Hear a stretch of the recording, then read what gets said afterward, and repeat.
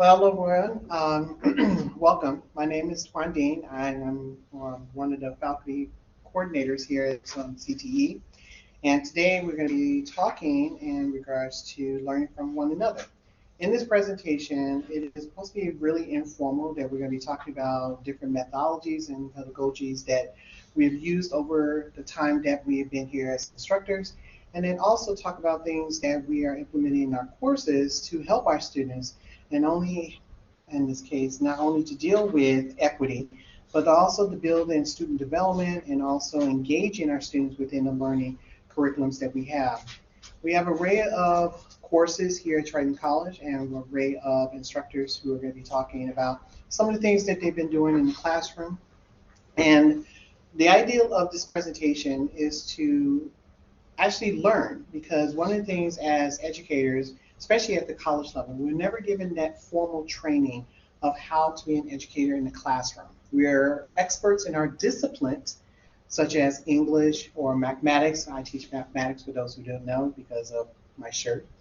Also, in teaching maybe sociology or history and etc., we are experts in those fields because we know them backwards and forwards, and that's what our master's in. And for some of us, our master's and PhD, and for those, in this case, like myself, a master's, PhD, and also a specialist in education as well too.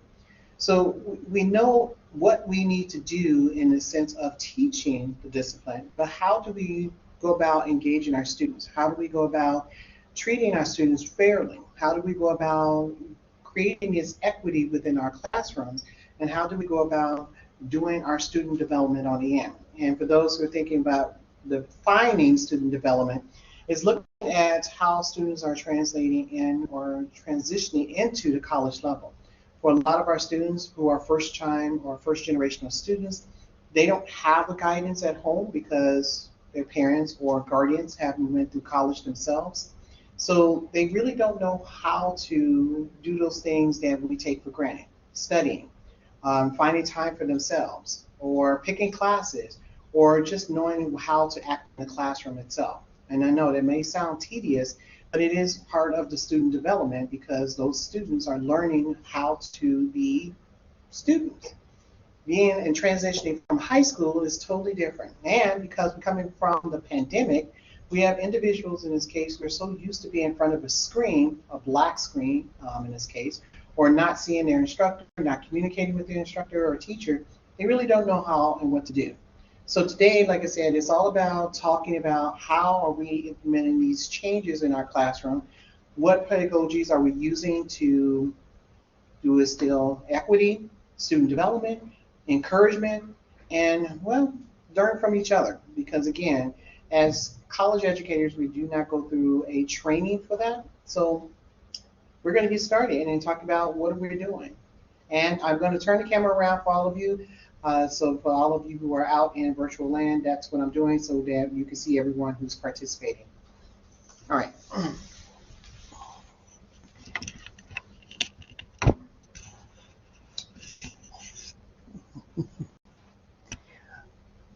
Trying to get everybody in there. Trying to get everybody. All right. So right now we just have 2, 3 people in the room. This is being recorded for all of you, so if you do not want to be on the camera, just let me know and turn it around. But it's for participation. It's for us to have that general conversation. So I want us to go around, talk about what discipline we're teaching, and let's talk about the first one. How are we building equity in our classroom and that fairness for our students? It's like a class, no one wants to say anything. Well, my name is Karishma. I teach in the English department, and I think one thing that helps to build this equity is not coming into the classroom with as many assumptions or biases, and really making sure that we go over information at the beginning of the semester so that students have more of like an equal playing field. And you're right. I remember being in my undergrad, I didn't have that. Some of my teachers in this case assumed that I knew. And being a first generational student, my parents really didn't know. I share with my students a story about when my parents went to the bookstore with me for the first time. And I had calculus in high school, and my book was for calculus 2 and 3. And my parents kept saying, "Oh, he had it in high school. Why is he at the bread again?" So they really didn't know how to do those adjustments. And you're right, the equity part about it, me being in the classroom, just assumed that I knew what to do. And I remember one of my professors just assumed that yeah, you should know how to do this. Well, I didn't. I don't. And I wasn't trained, or I wasn't told, or there was no communication with that. So, yeah, absolutely. Yes, John. Well, this semester I taught GED 4, which is the highest level of GED. So when they take this class, the next step for them is to take the GED exam, the 4 GED exams, and pass them and get their high school equivalency degree. So by this time, the people I've had in this class have been highly motivated. It's really been a fun class to teach. And out of the 12, all but 2 are definite to pass at least the language arts portion, which is what I teach. Okay. So that's wonderful. But at the lower levels, it's a different story. And at level 1, for sure, level 2, the students in many cases are, the only way to describe them is disabled. They come from in many cases, very dysfunctional families. Nobody ever paid any attention to anything they did. Some of them, their parents didn't even know that they were going to school anymore. That's very challenging. Okay. And what I have discovered works, especially in an online environment, which is what we had, is we have one basic rule, one major rule, that is you check in for class. You don't then have your screen go black. And if you do that, you're not participating. You're not present. And if you're not present and participating, you're not going to be able to really make any progress in this class. So the whole idea, I think, is to try to teach the basic skills that they need to have to advance, but to provide enormous encouragement. And anything they write, you don't go through and make a million corrections. You talk about the things that are positive. Oh, great, nice thinking here. This is really good. I'm sure you have to do that in one-on-one too. Mm-hmm. I did teach that course myself years ago. So, I mean, in GED courses, that's what it's about, I think. And now at this level, E4, we can really do a lot with, we do a lot of work with vocabulary, we do a fair amount of writing. We put enormous emphasis on reading, finding your main idea, remembering details, being able to respond, because that's what's in the GED test. And my perspective on this course, GED 4, is we have one objective, to get you through this course so that you're ready to take that exam and pass it and deal with the other ones that you have to take. Math is tough for many of them.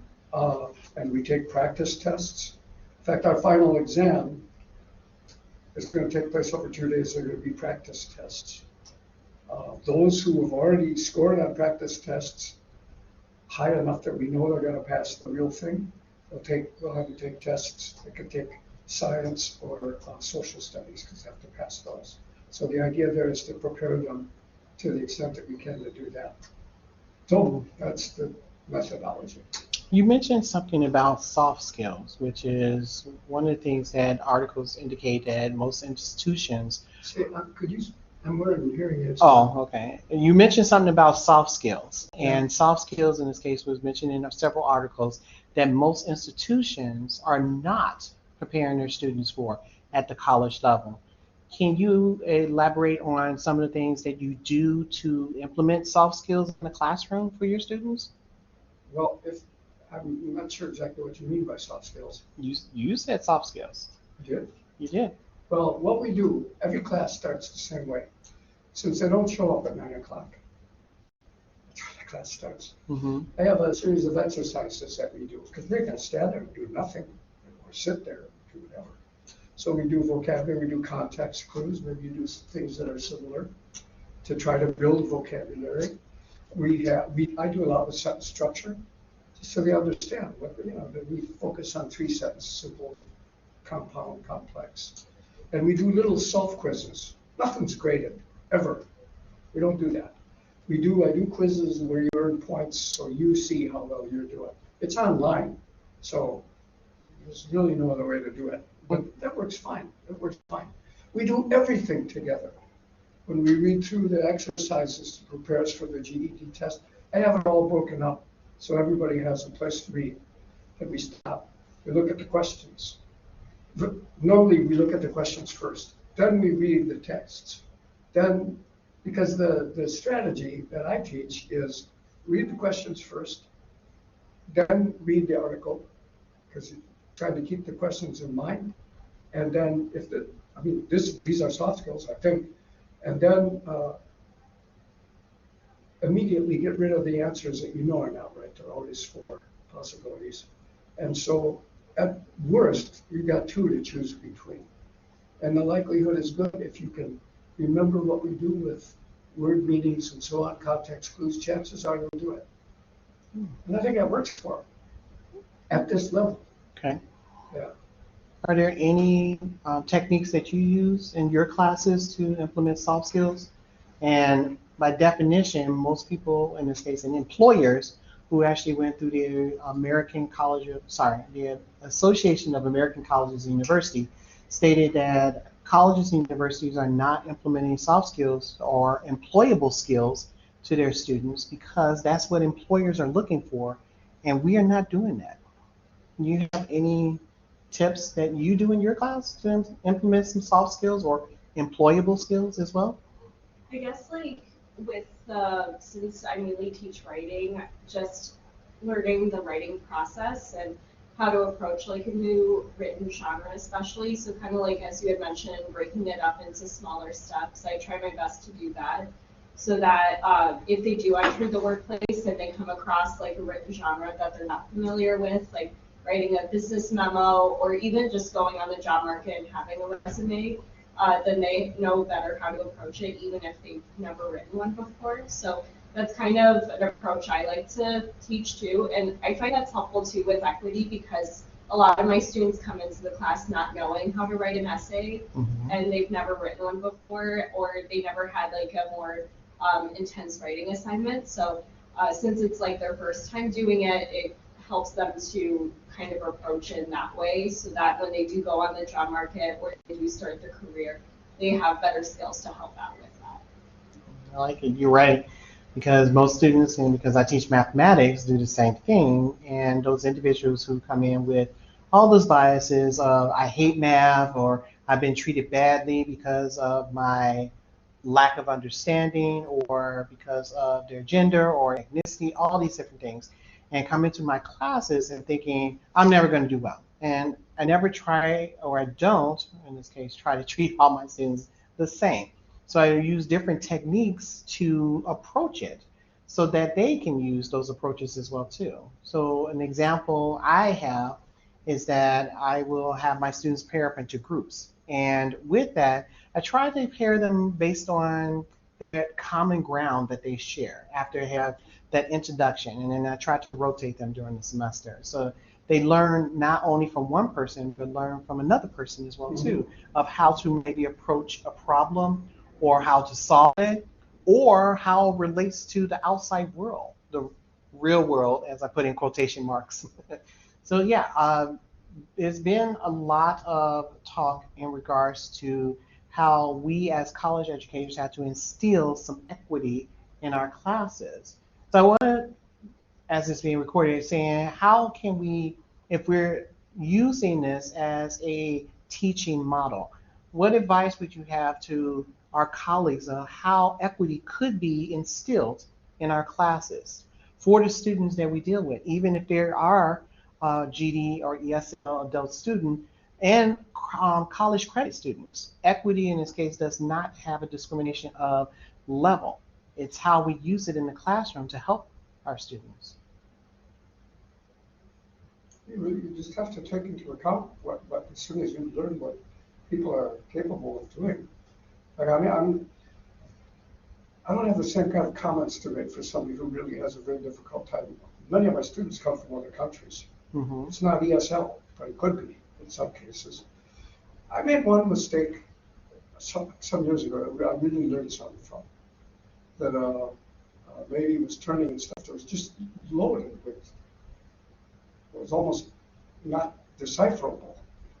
And I said to her very foolishly, "You have to try harder to proofread before you turn your work in." And she started crying and said, "You don't know how much effort I put into this." And I thought, oh, this is an awakening. Mm-hmm. I never, ever did that again. I apologized to her. And I took a completely different approach with her, which now carries over into pretty much everything I do. It's because there are very different levels in terms of what people are capable of doing. And it requires a different approach to how you encourage them and talk to them. You're absolutely correct about that. Yeah, everyone doesn't, and I say it in my class. I use the example of I'll tell everyone, we'll do a problem, and I say, you know what, let me pause. Look in the back of the class and see that purple elephant dancing in a tutu. Chuckles here and there, and an individual's trying to, Professor, there's nothing back there. You're right, because what I see is what you don't see. And what I'm trying to get you to do is not something that you are used to. So let's open it up and see exactly how you would approach this problem rather than this is what I would do. I said birds regurgitate food. This is not education. That's based on inherited genes that they do every day because, yeah, they're born into this world to know that's what they're supposed to do. But education is not that. Education is learning from the mistakes, like you just said as well too, learning from those things and say, okay, let me approach it a different way so that this person can understand what I'm doing. Therefore, yes, always that purple elephant in the background wearing a tutu. I mean, next semester they'll probably be wearing a hat. But I use that to emphasize that we all don't see the same thing. We can't. And if we did, then we're living in a system where why am I your instructor? You already know what I'm going to say. You already know what I'm going to do. Then you already have your degree. How about you? Yeah, I think going off of that as well, it's important to approach it not from a deficit model. So for example, if a student comes into my class and they have great ideas for their paper and they're, content-wise, it's pretty solid, they're following the assignment instructions, but then kind of like with the example you had mentioned, if their grammar isn't as solid as the content of their writing, or it's not as clear with what they're trying to say, I try to first highlight those positives first and try to build that confidence of, okay, your ideas are really great, let's build off of that, and then give some suggestions for improvement for, the part that they may be struggling with, like grammar, and making sure that they don't see it first as, oh, this part is wrong or this part is incorrect, so you need to do it over again. Because kind of like what you had mentioned with math, a lot of my students come into my class saying, oh, I'm a bad writer. Because in high school, a lot of high school teachers, they end up, marking off for grammatical mistakes, so then they assume that they're not great writers because of that, when in reality, a lot of them are great writers. It's just, fine-tuning those skills. So I think that's also. To get into your class, do they have to, for a while I taught the developmental group. Yeah. So they came out of high school, but they were basically just pushed out the door. But so yours are a higher level than that, aren't they?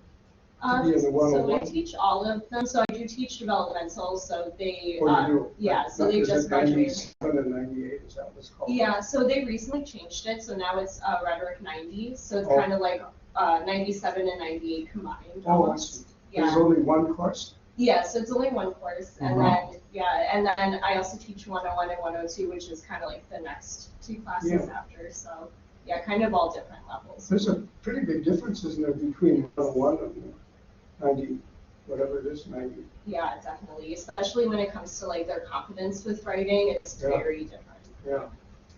And the reason why, John, that the state implemented that students who come in at the developmental level, they only go to one developmental class to get to their college level. It So, used to be, just when I did it, there were two. right, the state has changed that requirement. The I'm surprised statistics that in they this did case that. is I that needed most the 2 years students, in many cases. I Right, they thought. just recently changed it like last fall, it was the first time. But I think that's discouraging to a lot. When it was 2 years, the first year, it was fairly easy to move up a step, but they really needed it. And then if they got there because they came to class and they did the work and so on, when they got to the next higher level, their chances were greatly improved that they were going to be able to. I wonder, with just one, how do you jam that all in there, and are they ready to do it?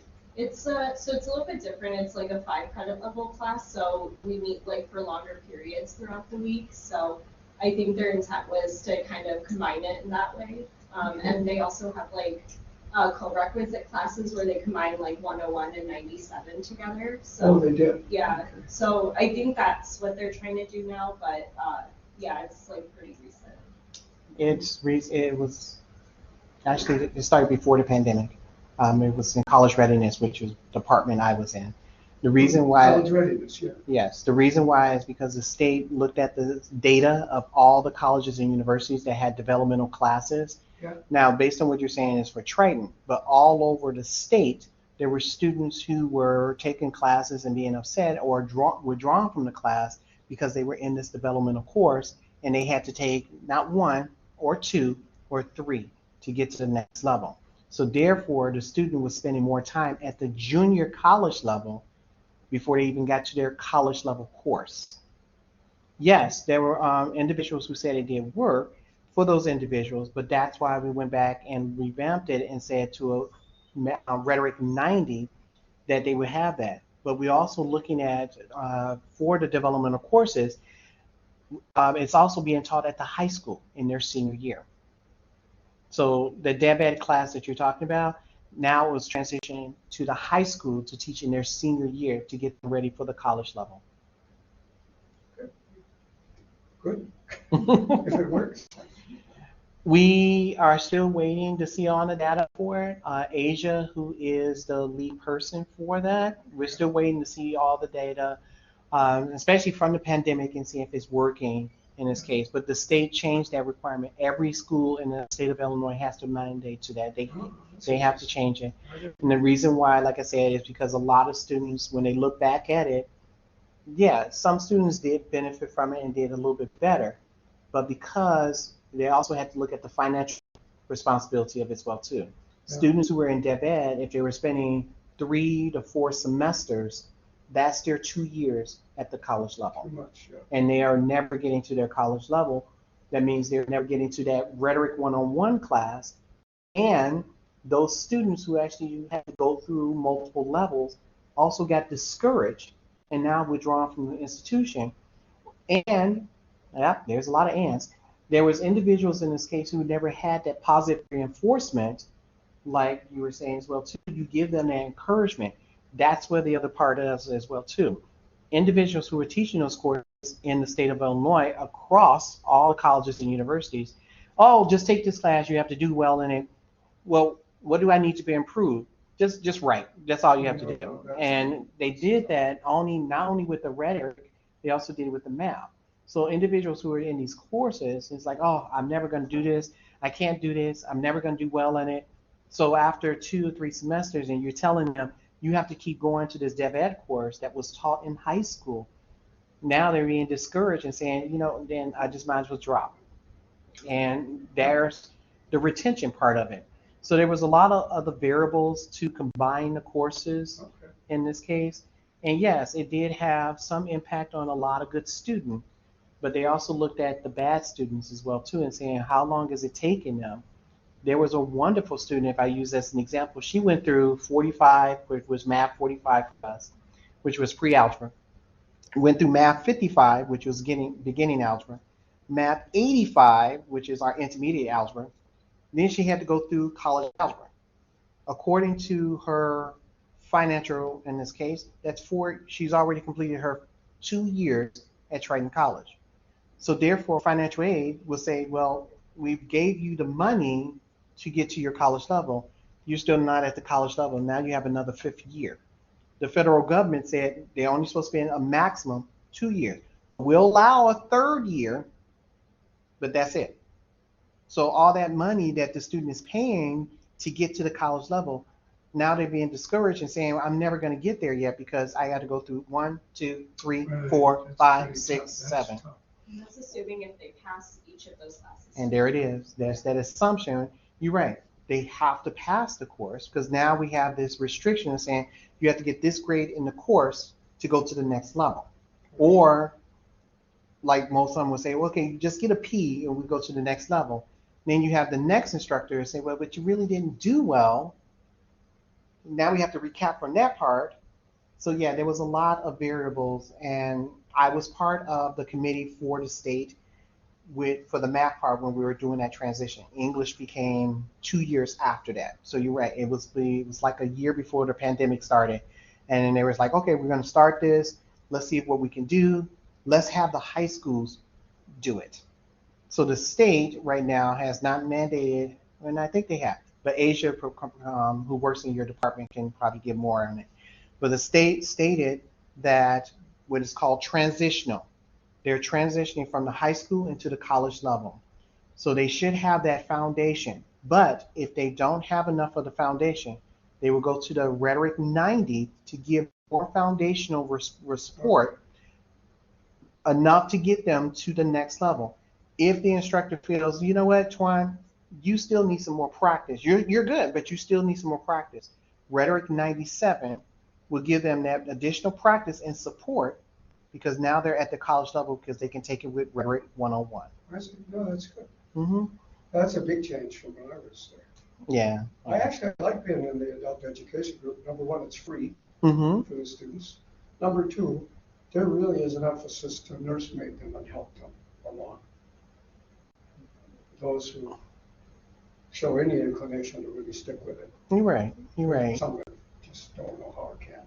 And you're right. So a lot of the components, like equity was part of it, the CAK, this training of how individuals who are teaching developmental courses, are they applying equity in the classroom? Because you're right. You may have student A who's not the same as student B, For sure. definitely not the same as student C, and student D in this case who's just like, there's no encouragement, but he's here, or they're here, I should say, instead of he. They're here, but they're never, all 4 students are never going to be the same. But you're forcing them to be in the same box together. That's why it had to be changed. Yeah, no, that's no problem. You're right. But that is a responsibility of the teacher, I think, to recognize that and adjust what he or she is doing and try to make sure that the people who are at the lower end of the spectrum get what they need. See, you say that excellently in the sense that it's the responsibility of the instructor. Well, I think it is. No, I'm not disagreeing. What I'm saying is it's an excellent point, but we have colleagues who didn't see it that way. And if they hear this, maybe they will change some of the things that they're doing because, yes, you have a class full of 20 students. Every person in your class is not the same.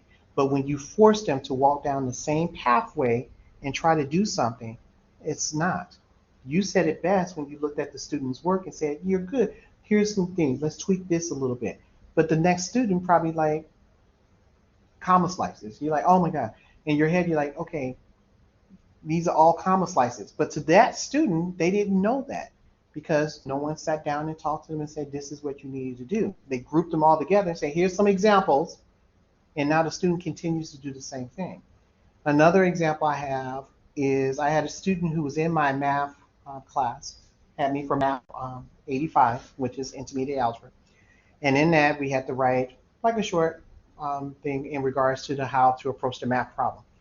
The student, even though I'm not an English professor, the student used a lot of S's on everything. And I'm like, I couldn't understand why they did that. So I pulled them aside to ask them that. They were told that everything based on its pluralness has to have an S. I said, I said, well, no, not everything. Yeah, but everything she wrote had S's everywhere. So as a math instructor, I would like, should I approach this in the sense of announce it to the entire class, or just sit with the student and have a one-on-one and saying, this is what I think you should be doing, and let's approach it a different way. Yes, I did do that. I approached it a different way because the student was never taught that. The student was taught in a collectiveness, as she stated, S's belong everywhere. And I'm like, no, no. Then I had another student who used two words inappropriately, but she was taught that way. Yes. So therefore, me being equitable as I am, I had to sit down and say this is inappropriate because the words that you're using in the math context means this. But in English, which I understand, and at the time for both of you, English was her second language. That's where I had to differentiate exactly what she was doing. Yeah. So to me, we have instructors or colleagues in this case, like you said, it's up to responsibility of the instructor. But there are colleagues that do not feel that same way because they don't approach it that way. They feel that, well, go get a tutor. I like to meet with each of my students individually about every 4 weeks. And we go talk about what they're doing, their work, questions they have, complaints if they have any. And mostly we review their written work, for instance. Those are good conversations that we're having. You're right. There are wonderful conversations. Yeah. And again, these things that you're saying, that's what I'm saying. Some of our colleagues don't do those things. It is our responsibility to be educators. But the definition of being an educator for some of our colleagues means just coming here, teaching the discipline. Hopefully the student understands it. I'm assess them, and I'm walking away from it. Yeah. Well, I was not a teacher before I started doing this. I'm retired from a long career in business, where I had a lot of young people reporting to me and working on their writing and speaking skills. Mm-hmm. And I think helped me a lot to prepare for this function in my final years or whatever I'm going to do. I don't say final. Well, I hope not. I don't know. Somebody said to me, we were having I think we'd had too much wine. The guy said to me, you're in the last chapter of your life. I said, what? I'm not in the last chapter of my life. What are you talking about? He said, oh, the chapter may be long, but you're in it. Well, nice. Okay, fine. All right, so at least I want to use it wisely if I can. I guess. Let's say last chapter. We all have tons of chapters. I guess we'll get there. I just who thinks like that. Anyway. Your friend who said that. Yeah, I guess he's thinking he is. Well, I open up the following. If you could give 3 tips to a new instructor how to facilitate his or her class, pronouns, his or her or their class, I know it sounds weird in English, what would those 3 tips be? You want to go first? Yeah, I'm kind of thinking like what would be some good ones. I think kind of like what we talked about earlier, like just asking yourself what your assumptions are before the semester and then throughout the semester, thinking of what are maybe some assumptions I'm bringing into the classroom and how can I challenge them. So am I assuming that everybody comes into my class knowing how to write essays, or is that something I can check in with myself and say, okay, maybe not everybody comes in with the same background knowledge. Let me figure out a way to, approach it so that everybody can be on a slightly more equal playing field. So I think something like a self-reflection. Yeah, like a self-reflection. I think that's helpful before the semester starts and also throughout the semester. Of course, also like getting to know students and meeting them where they are. So kind of like what we talked about earlier, like how you have check-ins with students. I think that's really helpful to just know like where each of them are at and how you can support them. And if you personally can't support them, like referring them to different resources. And then in addition to that, of course, like as we had talked about earlier, like really promoting those soft skills. So things such as like teamwork and working with other people to help solve a problem or work together to come up with a solution for something. So I would say like those would probably be like 3 that I would recommend. Yeah, I like that. I like it. I actually do enjoy the self-reflection because I actually do that every semester. I do it at the beginning and thinking, here's my list of things that I want to achieve in the classroom. And it's usually about 5 or 6 things I have on my list. And as the semester is going, I'm thinking, oh my God, maybe I need to change this a little bit. I tried that, it didn't work. And then at the end, which is next week, almost done, I always look back and say, okay, what could I have changed? Or what could I have done? Or what can I do next? So I do like self-reflection. I do. I'm thinking about maybe having a workshop of that too. Self-reflection. I like it. Hmm.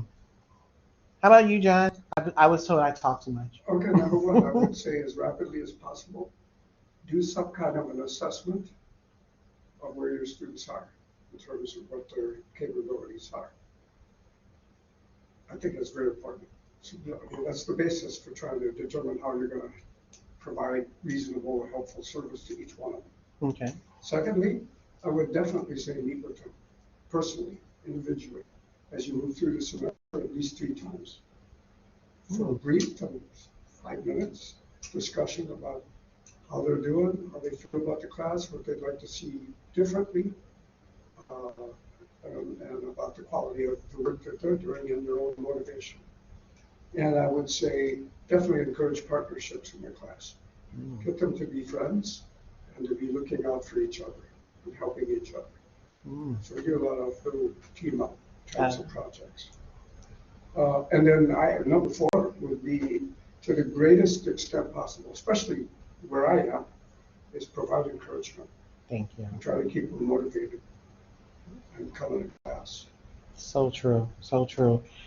I like the motivation. I like the encouragement because I actually do that a lot as well too. That's why you're right. And I think I always tease my students when I say, "Oh, I'm talking too much. I'm trying to get that encouragement," or I use some type of motivation at the beginning and towards the end of class, especially with my students.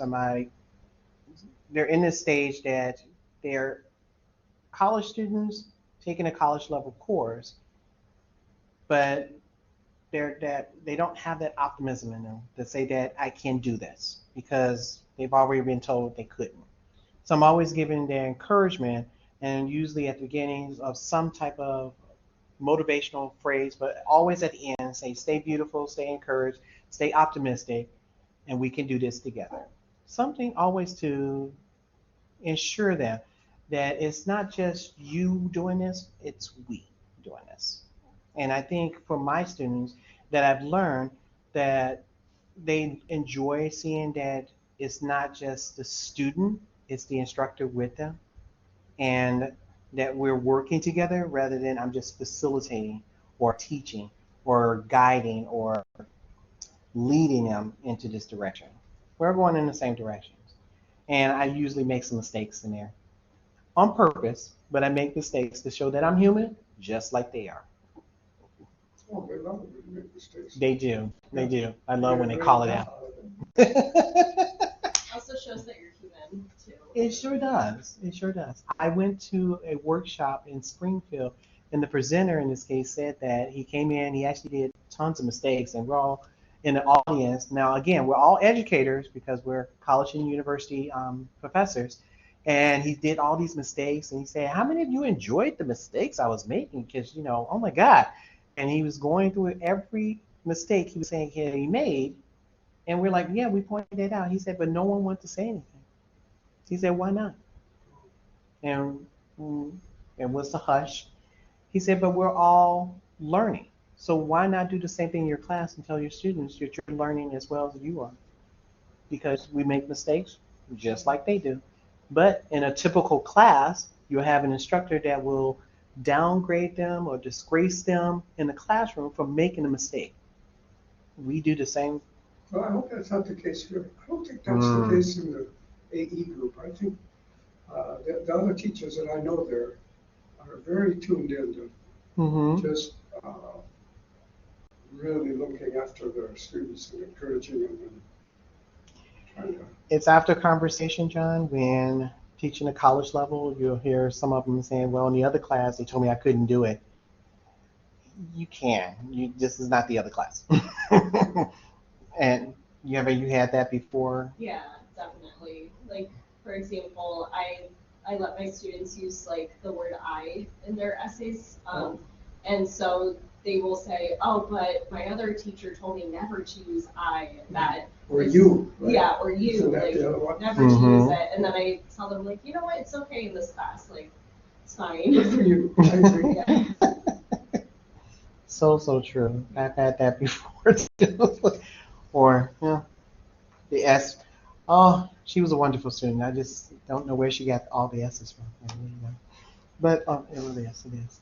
There was an article that I was reading about 3 weeks ago, and I'm writing about this as well too, about how to use personalized education, personalized learning within your classes. Can any of you think of any examples of how you are using personalized learning in your classes to help our students? It's for encouragement and equity as well too.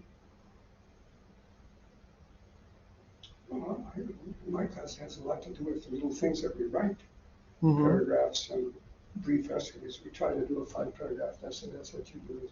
Yeah. We start out with just a paragraph, and by the end, and then we also put a fair amount of effort into what's called the extended response. So I put a lot of personal practice into helping them do that, understand what they have to do. Do they get to choose their own topics, or do you select the topic Well, for I them? list topics, and then let's say if you have another topic you want to do instead, just tell me what it is. Okay. To make sure that it's, I don't want you to try to write about the causes of World War II in a paragraph.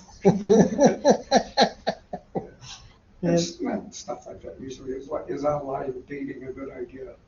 Is Frank has 2 children. One is outgoing and involved in everything, and the other one is very introverted. So should Frank force his introverted child to get out there and join teams and so on, or should he leave them alone so they think about what they want to do and make the case for it? And it shows up in one that was very interesting to me was, this was a couple of years ago, should the minimum wage be raised to $15 an hour? I assumed that everybody would say absolutely. I got several essays from young people, no, it should not be. And the argument was that would cause older people who did not have good educations to take those jobs and never move on, thus eliminating opportunity for young people. Wow. I thought, my gosh, I never would have thought of that. Mm. So interesting, isn't it? It is very interesting. Wow. Mm. They always have. That's what's kind of fun about it. And then we read them in class. They don't have to, but they like to. It's a reward. Oh. Wow. I like that. I have to do that for my Math 102 class. Yeah, I have my students select their own topics for essays, especially since for a lot of them, writing can be really intimidating. So I like to, encourage them, hey, if you pick a topic or an idea that you already are passionate about or are already interested, it makes the writing process a lot smoother, more approachable, and also more fun, as you had mentioned too. And also, like, just in day-to-day classes, having them, whenever they have group work, having them select their own groups, I find to be helpful, because then they might work with people that they feel more comfortable around, or, and then that might encourage them to participate more during classes too. So it's kind of like more personalized in that way. Ooh, I like that. We have in the AE group the Adult Education Gazette. I don't know if you're familiar with that. Yes, I am. Well, so I'm the editor of it. Oh, okay. I report to Nathan, but I read every single one. And that is a great organ to encourage these young people to try their hand at writing. And so, I mean, the teachers are expected to help them, prepare them. And so it should be out next week, I hope, before the term is. But it's really grown from like 10 articles, now we got 25 or 30. Wow. It's great, and it's poetry, photography, a lot of writing. And some of the most interesting articles come from people who've come from other countries. Yes. They're just great.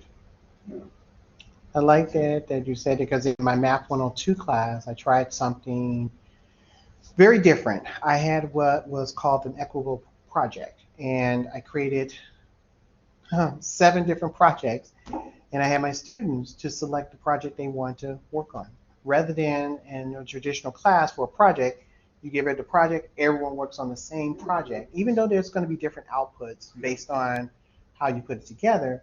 For this one, I was talking to my students and listened to them, and I said, oh, this person said they're going to do this. Oh, this person was interested in this field. So I created those 7 projects based on how they taught in class. And I told them, then first they got scared. It's like 7? I said, hold on, but you get to choose which one that you like the most. You only choose one. So they were reading through them, and like you were saying as well too, didn't have them read it out loud. But then they were selecting the top and the project, and they were like, oh, wait a minute. Hey, Professor, this is me. I know. This is you. Based on what you said in class, I heard you. I put it in the project. So now, is that one you want to choose? Sometimes they do. They'll choose the one they heard about, or they'll choose a different one just to see and challenge themselves. But at the end, they actually sit in groups. It's called Project Group Day, where they're sitting in groups and talk about how they approach it. I'm just there to answer any questions. I try my best. I try my best. I know I have a lot of my friends who will say, that's a lot of work. I say, you have no idea. But I think it's more personalized in the sense that the student understands that I did listen to them, and that this project that they decide to choose is something that they can carry on with them after the class. Yeah. Well, it's just us 3. Well, it was fun. Yeah. I'm hoping, and I think after today, it's supposed to be a lot of us. This is too late this semester. You should have done this one earlier. That's what I'm going to change. People are tired now. Yeah. And also, sort of doesn't matter right now. It's all but done. Yeah, that is true, John. That is true. Thus, self-reflecting. Thank you for that. I'm going to change it to the beginning. When we were putting. Make a tremendous difference, maybe, for things you were saying. True. Teachers aren't aware that they ought to be doing these things. When we were putting all the workshops together, I wasn't sure how this was going to come about. And I'm like, let's just put it to the end, because you never know. You learn from when we give out surveys and saying, okay, did this work? Did this time work? Did this topic work? You really don't know. And you're right. Based on my 360 peer-to-peer group, I have also talked to another person from another workshop and another person from that workshop. And I'm thinking, I am doing this one at the end. And you're right. It's towards the end. It's like, I'm done. I already gave what I need to do for the semester. It's now time for the final. So I am thinking about putting it at the beginning. Oh, no, it's a great recommendation. It's a great recommendation because, like I said, when I was putting this, I wasn't sure how it will be approached, because we have colleagues who we try to get them to come in to these workshops, and I'm never going to benefit from this. And like I said, the 2 people I spoke with this is their first semester here at Triton, they didn't know what to do. They were put in the classroom, teach class. And like I said before, we are masters at our disciplines, or we have our PhDs, we have our EDD, but we're never in those facilitations of teaching like elementary and high school, where they go through the classroom practice and how to teach students. We didn't go through that. I know math, put in the classroom. So the first thing I'm thinking of, everything I learned how my teachers taught me, that's what I'm going to use. And we don't realize that we can't do that with the students that we're dealing with today. So I think your workshop is really useful and enjoyable. There's one thing that I've learned to do with the Gazette. Okay. I send a letter. I write that. Nathan sends it out Okay. to all the teachers to encourage them to go through the Gazette with their students and encourage their students to submit articles for it. And then, when we don't get the response we want, I've sent personal notes to the teachers that, in some cases, I called them. Oh. I talked to them and say, that you're teaching a class where you're at a level where this might be a wonderful thing for your students. What is going to make them more proud of themselves? What's going to make them more aware that they really have something to offer? And seeing themselves in print that are very professional looking, that really got some results. So what I'm saying to you is you have something very useful. Maybe it's worth it to try some personal contact with other teachers that you think might benefit from it. You're not nervous about it. Oh, no. I was going to say, it's funny you said that. Did that too. I don't try to put any pressure on you. Oh, no. You're not. You're not. But Just we thought about this that. is out there. It's just spectacular. You won't believe what you see, how excited students get who do this and see themselves in print. And you're right. Now we just have to do those same techniques to our colleagues. Yeah. There it was, since you brought that up, it says historically remains the challenge that all faculty at the college and university level are never encouraged to continue professional development through their career. So it's always a challenge. This is always going to be the challenge. In fact, it was the challenge that was presented to Magda, who is my partner in the CTE, for us to get more of our faculty and our colleagues in this case in here. That was our challenge, and we're still trying to get that challenge out there. So yes, we do, and it's good that you said it because it's being recorded, so it didn't just come from me. We do go out and do the personal conversations. Especially individuals that see me and say, "Hey, Tuan, hey, how you doing? We're having this workshop." In this case, that's the way to do it. You're right, it is. And in our meetings, I do it in my meeting, try to get my colleagues. And you go to a meeting, come to a workshop in this case, and you ask around, who's from the math department? Usually like one or two people. But you're right, we were presented that challenge. We're trying our best. Thank you, because you're in the English department. I didn't know who. You're an adjunct too. Yeah, the Atlas program has been really helpful with attending like the 10 workshops and everything, because I've always wanted to attend more of the CT sessions, but then I always thought, oh, I don't have time. But then when you're in a workshop series like that, it does motivate you to attend, of course. And that was recorded too. So it didn't come from the faculty coordinators. But you're right, and a lot of our individuals who go through it, in this case, especially part-timers that go through it, yeah, but we're trying to reach, we have over 400 plus faculty that are part-time and over 100 plus full-time. We are trying our best. We are, and you're right, like I said, and thank you both. This I thought would be, because when I was presented with doing a workshop, I said, this is something I thought would be beneficial. It just, now I'll put it at the beginning. So thank you, John, for that, because it's being recorded that I didn't just say that. Well, because the recordings, we always go back and look at it and say, okay, what can we change? What can we do? And this and that. And one of the things that we had before, we had a workshop and one of our colleagues came in and said, who made this change? And we said, it's based on the survey. And they were like, well, I don't remember seeing a survey. Yeah, it was in your email. I was 40 years in business, in sales. I was the head of sales. one thing I learned was nothing happens unless you make it happen, Mm-hmm. right? And that's what human contact, personal contact, getting people motivated to do something that is in their best interest as well as your own. Mm-hmm. That's the ticket. It is the ticket. Yeah. Therefore, let me tell you both very secretly, well, it's being recorded, that we're going to be doing some exciting things next year or starting in fall. We'll see how that works out. So thank you both. Thank you. I wish that we had a It was larger nice group. to meet you. Nice to meet you And as well. fun to hear you talk. Yeah, definitely. Yeah, it's always good to like hear from different like departments and How long everything. have you been here? I've been here for over 4 years now. Yeah. Oh, you're still a baby. Yeah.